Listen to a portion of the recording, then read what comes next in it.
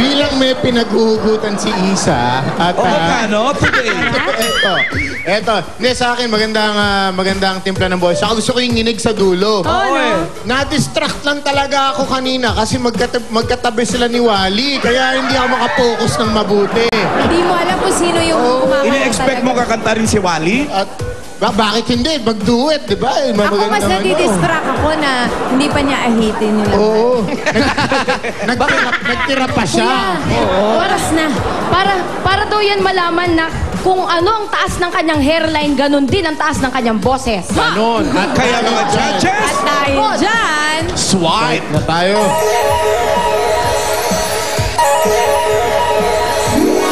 naku, magandang laban to Julia. Tatlong 19, isang 18, isang 20. ano kaya? ATM!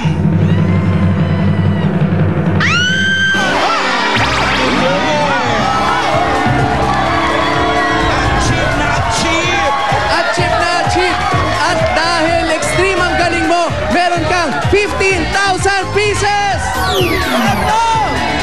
Ito bilang ka! Ito pencil! 1, 2, 3, 4, 5,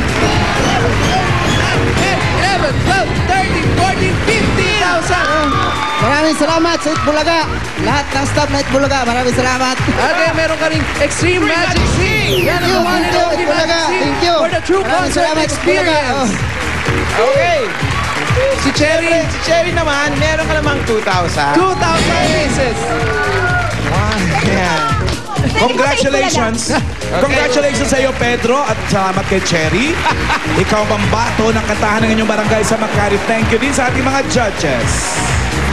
Pagkatapos naman po ng kantahan, sayawan naman tayo sa pagbabalik ng Bulaga!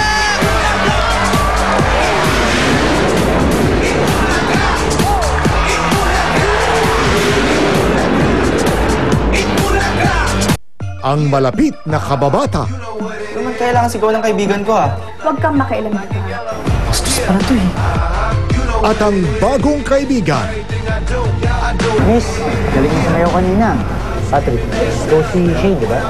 Rocco Nacino bilang Jason at Mark Heras bilang Patrick. Sino sa dalawa ang bibihag sa puso ni Shane sa Time of My Life?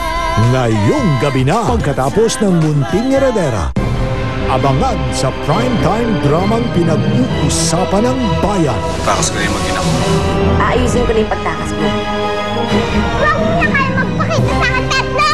Hindi na ako gentle boy! Kasama mo pangalan niya? Hindi mo si James Novales. Ano pinagdasal mo, Jennifer? Sana po, magkaroon na ako ng nanay at tatay. Munting Heredera pagkatapos ng mas maagang Amaya. Sentro ng mga happenings ang Batangas at Laguna nang magpunta ang Amaya Roadshow sa South Luzon. Kaya pwesto na sa kalagitnaan ng kasiyahan dito sa Mall Buddies TV Special August 7, alas 8:30 ng umaga sa GMA.